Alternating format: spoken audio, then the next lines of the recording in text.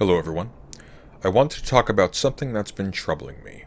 Bad Empanada, George here, is a YouTuber who makes, what I've heard at least, are decent videos about colonial political history and oppression.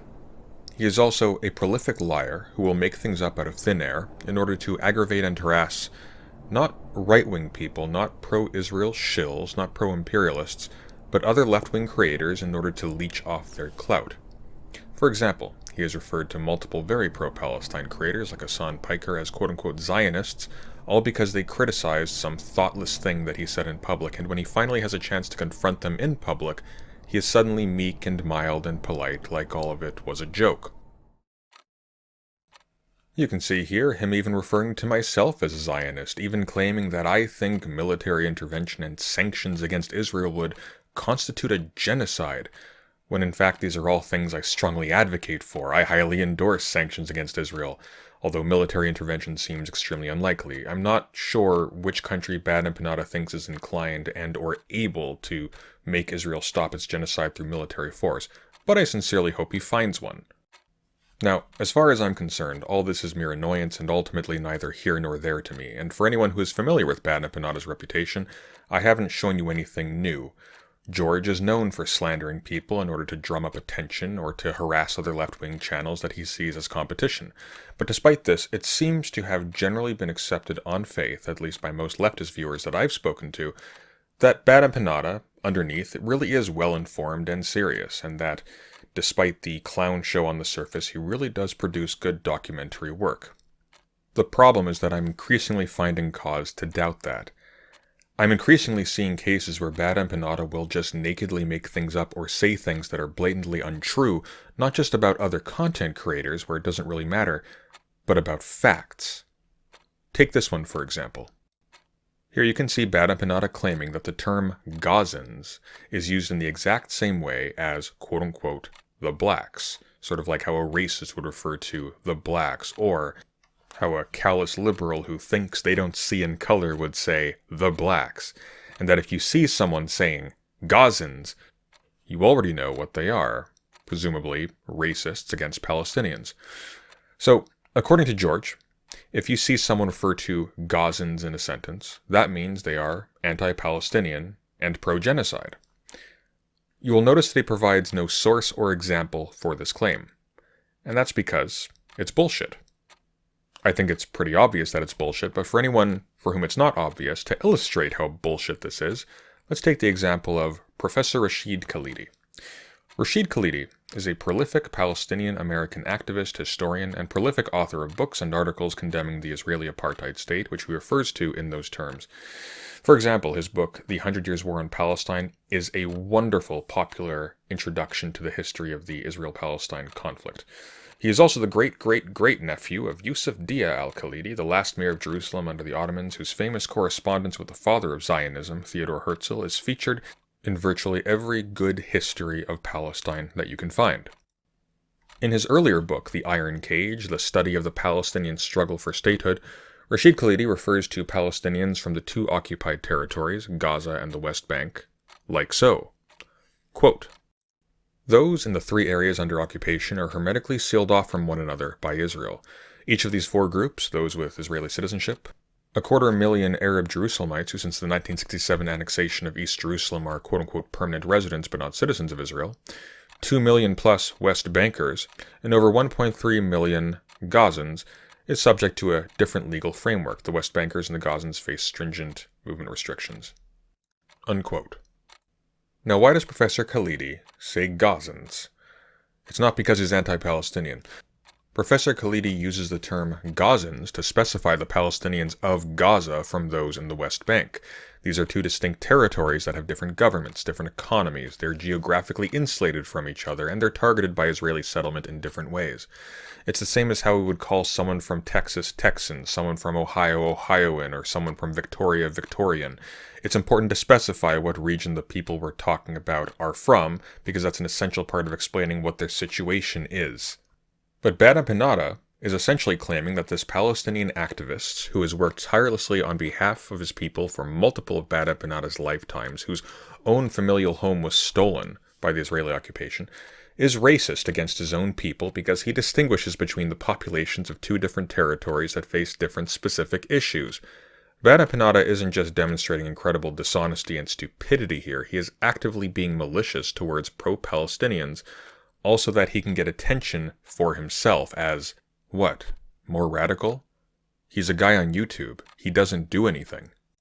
And if he had framed this as an argument about being careful to not treat the Palestinians of Gaza as a separate entity so as not to undermine the combined struggle for Palestinian freedom, I could get behind this, but George just wants a cheap excuse to be able to call pro-Palestinian public figures racist. He doesn't actually care about the issue.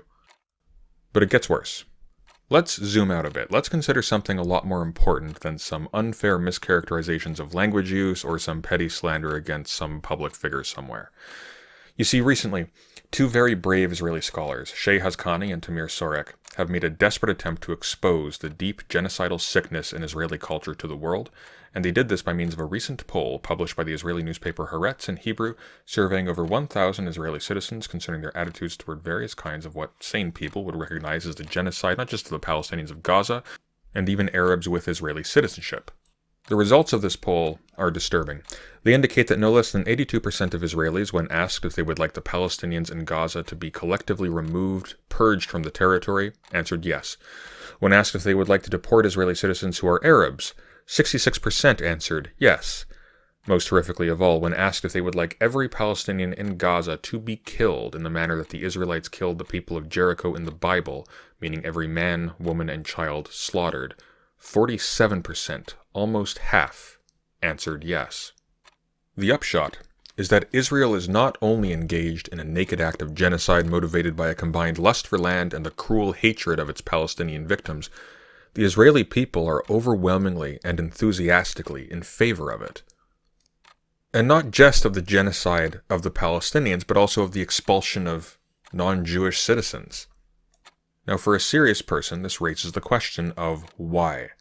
It has certainly nothing to do with Judaism or the Jewish people as an ethnic or religious group.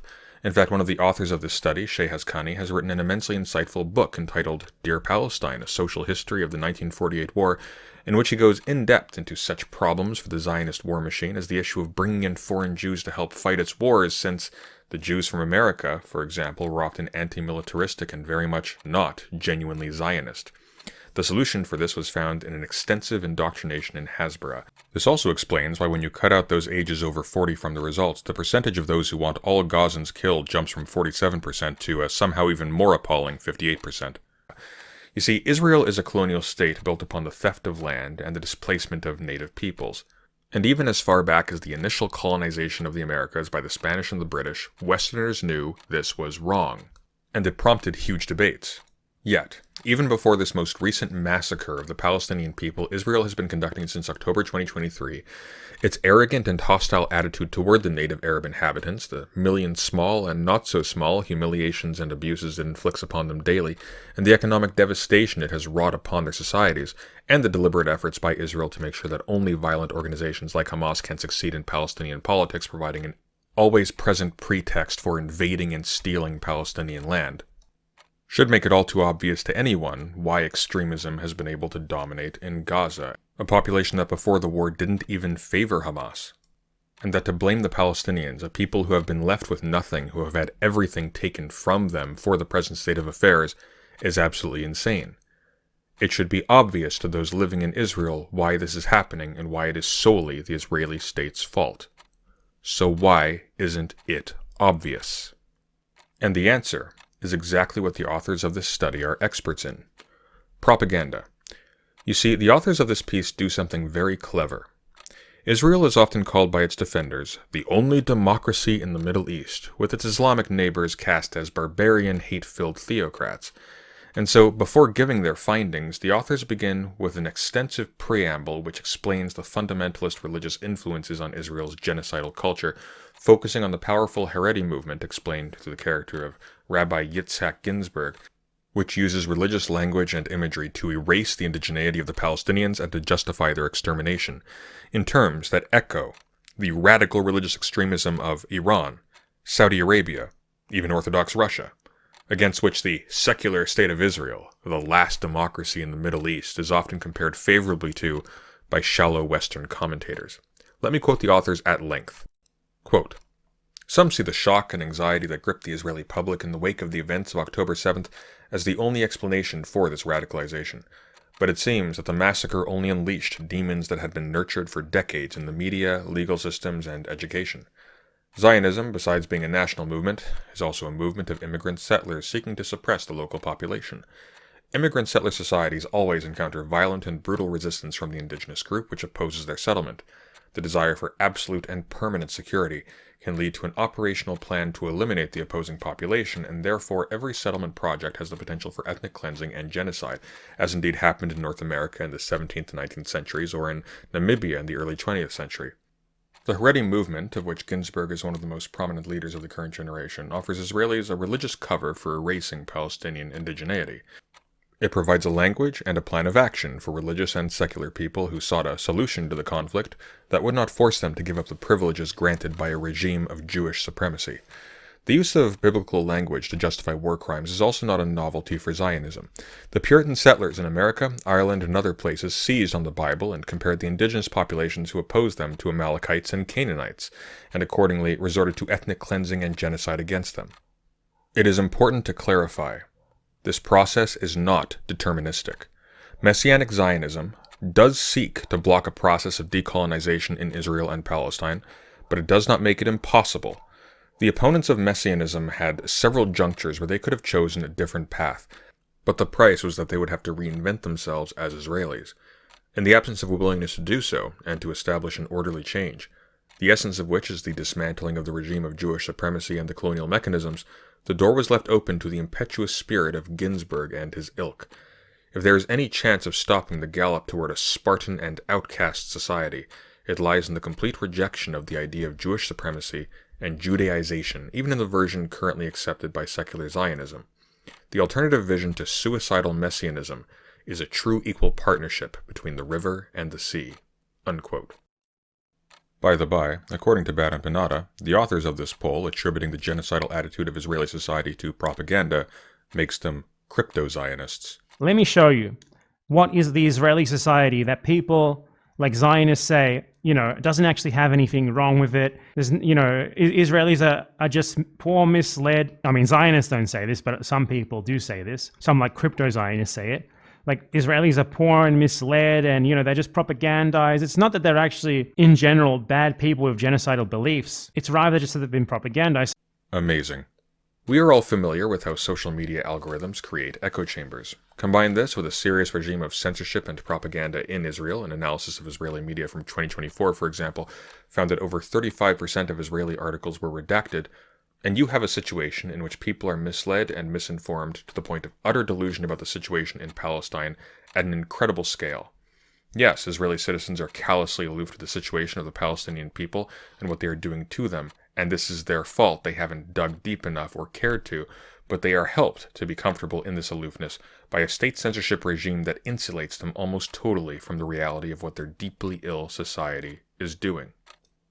Now we know how misinformed they are, partly because of the work of two other serious pro-Palestinian scholars who have also looked into this. Disturbed by the polls showing that 2/3 of Israelis opposed aid trucks being led into Gaza, political scientists Jori, Breslawski, and Carlo, Koos surveyed roughly 3,000 Jewish Israelis between January 21st and March 19th, 2025, a very representative sample. And what they found was that there is an astonishing level of ignorance on the part of Israeli citizens about the situation in Gaza. For example, less than 10% of those surveyed even knew that Gazans were going hungry, and some even believed that there were still restaurants and shopping malls active within Gaza. While this does nothing to absolve the Israeli public of its responsibility for being at best passive and generally supportive when its leaders and military massacre a defenseless civilian population on whose land it has no right to walk, it does indicate something very important for us. This is an information war. A core engine of the genocide is propaganda, and the reasons for that are obvious. While the top brass of the Israeli military and government may collectively have the conscience of a flesh-eating bacteria, average people with families and friends within Israel have somewhat more difficulty processing the mass murder of children, also that richer people than them can sell the real estate. Now consider this.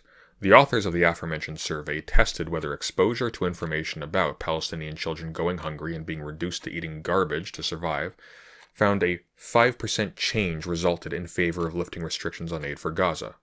Now, 5% looks like a rather pitiful number, but this is with one intervention, a very short-lived intervention on merely a single point. Israelis are assailed by media ranging from Islamophobic cultural fear-mongering to conspiracy theories about anti-Semitic leftists using pro-Palestine propaganda as a vehicle for Jew hatred, to false reports of Palestinians overwhelmingly being in favor of terrorism and religious extremism. Given the extremely limited nature of this information exposure, that 5% is really important. It suggests that pushing hard in the media and exerting real cultural and moral pressure on Israelis to open their eyes and face what their state is doing can work. If we can push people to not endorsing easily the murder of the Palestinian people, they can be pushed to not allowing the displacement of the Palestinian people and later perhaps the brutalization and humiliation of the Palestinian people. And we know it can work because Israel first had to do the opposite in order to make its people willing to do that in the first place. Here's the deal. The Israeli government wants to force the people out of Gaza so it can pretend they never existed. This is important because with the bulk of the Palestinian population of Gaza removed physically from the territory, the situation will seem so completely hopeless that there will be little political will to oppose the injustice of what Israel has done. This will free Israel to continue to oppress the Palestinian people in the occupied territories unimpeded. Doing whatever we can to keep the Palestinians of Gaza alive is not just good in itself, it is a crucial way to resist Israel's genocidal plans to steal the occupied territories from under the feet of the oppressed people of Palestine by force. And the winds are turning. Major media figures and the heads of state of countries who recently supported Israel are now demanding a ceasefire and that aid be allowed back into Gaza. And how many children have you killed? We never target civilians, so this question is irrelevant. How many children have you killed? Pierce, Israel is not killing children. Israel is not killing children. Hamas is using them as human Israel is killing shields. children every single day. Pierce, this is a blood label you're putting on Israel. You know it's not true. What? No, it's not actually. And what you're trying to do is be very weaselly with your words. No, I'm not. The truth is, you are killing a lot of children. All of a sudden, genocide isn't acceptable anymore in Germany again. Even psychopathic pseudo-progressives like Destiny and Lonerbox have been softening their support. Now is the time to push hard, to argue loudly, to inform people of the facts about what Israel is doing to the people of Gaza, to learn the history so you can tell it well, and shame people who deny it in public. Additionally, it's a time to organize. You can do this in person. Organize or join protests on college campuses or in the streets. You can also do this online. YouTuber Noah Samson did a wonderful thing recently by organizing a multi-day fundraiser for UNRWA, the largest food supplier to Gaza, which is one of the few direct ways people on this platform can have an impact in preserving Palestinian lives. But above all, what the findings of these two studies should be telling us is to not fall into nihilism. There is a task before us. Specifically, there is a reason the Israeli state invests so much in propaganda. Propaganda works, and Israel needs it to work. And we need to do that back, as hard as we can. And while in terms of funding and power we are significantly weaker than the imperial apparatus supporting the genocide, we have some advantages. A big one is that the people who are defending the genocide are ghouls who have lost their humanity. This makes them aloof, unlikable, and stupid. We can use this. Case in point, the Zionist Twitter account Stop Anti-Semitism, infamous for doxing pro-Palestinian college students who attend public protests, recently started smearing the children's show star Miss Rachel as an anti-Semite because she posted in support of the starving children in Gaza and brought a Palestinian child on her show. Despite how undeniably morally demented our culture has become, attacking the very concept of human kindness towards children is still a very hard sell. Go out there and post that Israeli propagandists hate children. You don't have to lie. You have proof. And besides being morally appalling, the hard right turn of Israeli culture has also crippled it politically. Israeli diplomats can no longer adjust their language so as to be acceptable to other countries, or risk appearing as traitors to their own base. This has cost Israel dearly, as the current Trump administration, for example, has no ideological investment with Israel and is willing to go over Netanyahu's head to make deals with Yemen and Hamas without any terms protecting Israel's interests. The Israeli right wing increasingly is the instrument of its own undoing. However, even with all these considerations, fighting a propaganda war is very hard. It's never been more expensive on a personal level to fight for the Palestinian people, no matter where you are. And on a psychological level, when a sane person reads that almost half of Israelis, according to a survey, endorse the mass murder of every Palestinian man, woman, and child in Gaza, they are outraged. The emotional response of a sane person to hearing that a community of millions of people collectively want to displace, maim, and even murder another community of millions of people, even their children, when they've already been robbed, impoverished, and brutalized for over 100 years, is not one of patience. A sane person will feel angry. They will feel sick. They may even want to break things. The temptation to hate will be strong, and it will probably be briefly indulged by some of you. It is very important that you process and get over those feelings so that you do things with this information that help the people of Gaza rather than just make yourself feel better. Which brings me back to Bad Empanada. When the study showing the horrific levels of support for genocide within Israel first started circulating, Bad Empanada published a short 4-minute video in which he advised his audience to stop talking to Israelis at all, and that we should put our efforts instead towards getting control of some state somewhere and put sanctions on Israel or compel it to stop its genocide by military force. And no, this isn't a joke. That's what he actually said. Listen. We don't appeal to these people. We fight against them. And when you mislead people into believing otherwise, you're making it harder to do that. Because we have to coerce these people. The only shining light here is that, unlike the Nazis, they aren't some huge and powerful country. So we could force them to give up with relatively minimal bloodshed, or maybe even almost none, at least on their side, if we somehow coerce our governments into putting economic sanctions on them. They would have to capitulate. That's obviously a tough ask, but hey, I'm making the point here that at least they're not as strong of a state as Nazi Germany once was. You know, at least the modern incarnation of Nazi Germany isn't capable of invading half of the Soviet Union. That's the only possible silver lining here. A lot of this rhetoric that people who are borderline liberal Zionists and who masquerade as pro-Palestinians use, it's I've got to meet them where they're at. What that serves to do is to convince people and mislead them into thinking that maybe there's hope. Maybe we can turn these people, so maybe coercive action isn't really needed. And it shouldn't really happen. And that makes it easy for them to be convinced that maybe the right of return for Palestinians is going too far, for example. Because, that would be taking something from the Israelis who stole the land from the Palestinians in the first place. But these Israelis, they're merely misled. They're actually victims themselves of propaganda, and we don't want to hurt them. We can't hurt them. We can't do anything that would possibly be coercive against them. So that's the danger. That's the danger of misleading people about what the average Israeli is really like. The average Israeli is someone who supports genocide and ethnic cleansing. The average Israeli thinks that massacring all of the inhabitants of a conquered city is something that you should do. And in that situation, you don't appeal to that person's humanity. You have to coerce them into accepting defeat. You can't reason with them. You can't sing kumbaya with them. They're not partners for peace. Peace has to be forced upon them. That's the reality of the situation. Deal with it. This is consistent with his appearances elsewhere, for example on Noah Samson's charity stream, where, when asked what people could do by themselves instead of engaging with electoral politics, Bad Empanada vaguely referenced one of the Mario brothers. And if there is something you should preach, it's that these people are ultimately fucking useless, and you're gonna have to do shit yourself. Yeah, So what does that look like? Here's the thing. I Heard of I understand. Mario's brother? What? I probably don't need to explain how insanely stupid this is. Bad Empanada has no solutions, just memes. Fun fact, by the way, for anyone holding out for some random act of murder by nobody in particular against nobody in particular to solve any of our problems. Have you noticed how nobody is talking about Luigi anymore? By the way, the shareholders of United Healthcare are currently suing the company because they claim they gave out too much coverage out of fear of future attacks. Again, this is stupid. And I would love to hear about Bad Empanada's presidential campaign in Argentina. We'll see how much force they can apply to Israel. Stupid as these suggestions are, however, they are also very appealing, and the reason why they're appealing is that they stroke that part of ourselves that wants to see the causes of our outrage punished for the evil things they do. That emotional part of ourselves that desperately fantasizes that some powerful force can hold down the evildoers of the world and make them cry uncle. The problem is that indulging in power fantasies like this, like what Bad Empanada is doing, won't accomplish anything.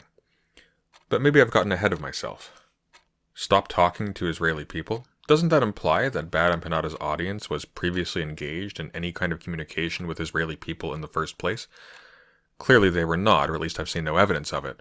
So what Bad Empanada is actually telling his audience to do is to get very, very angry, and then do nothing, and then act like they are doing something new when in fact they are doing the same thing they've always done.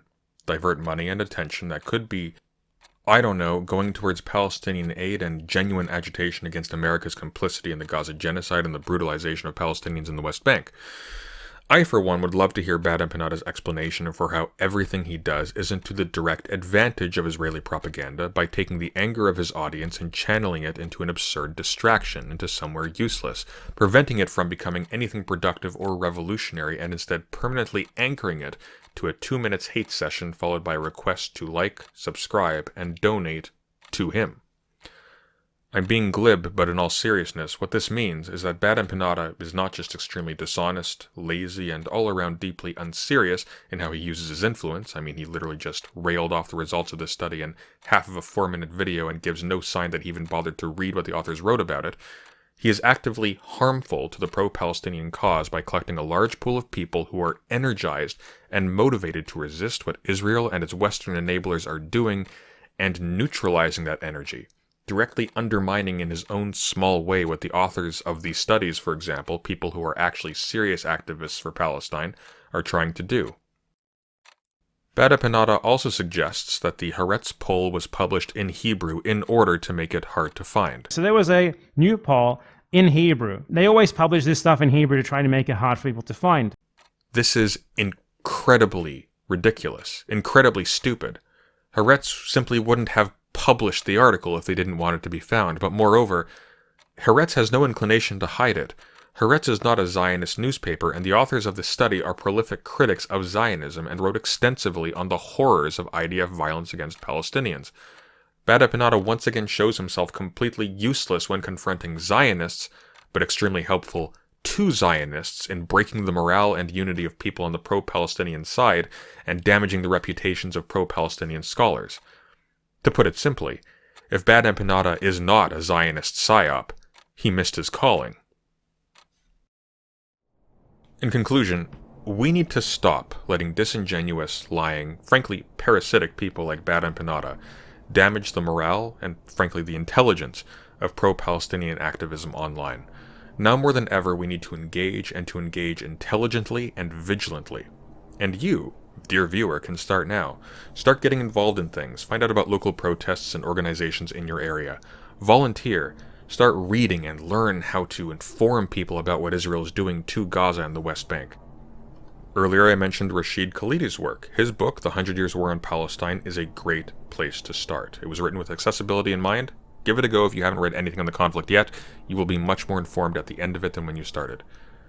Start arguing. Argue online and argue in public. Make your presence annoying. You'll be sloppy. That's okay. You'll get better with practice, but you'll also add volume while you are sloppy. If you know someone who is supporting Israel, show them the study that proves that half of Israelis are so morally lost that they want to kill all Palestinian children. And embarrass them with it. Shame them with it. Make your presence loud so that it is uncomfortable for a supporter of this regime to speak in public. We need as many of us as possible exerting as much public pressure as we can, because it does work. It just takes a lot. It takes numbers. Numbers takes people being able to get along with each other. And that means we desperately need to unburden ourselves of unserious morons like Bad Empanada, who only exist to parasitically leech off the pro-Palestinian movement, to hurt and demoralize its members, and to break up the unity of pro-Palestinian voices, also that he can live comfortably off of live streaming twice a week. As always, thank you for listening, and take care.